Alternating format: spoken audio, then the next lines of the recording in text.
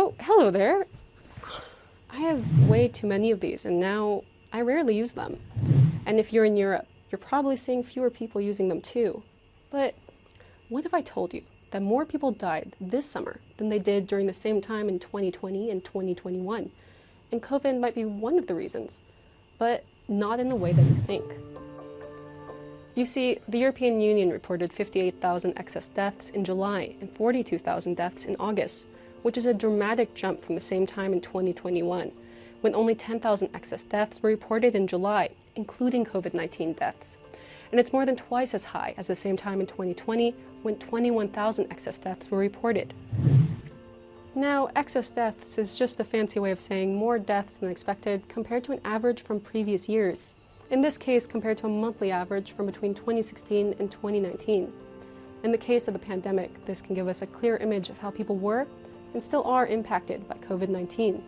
So what's causing this mortality spike? Well, the truth is we don't know, but we have some guesses. But first off, one thing that we need to point out is that COVID-19 infections only made up a fraction of the excess deaths this summer. There were around 18,000 COVID deaths in July and 16,000 in August, so there are thousands of deaths that are unaccounted for.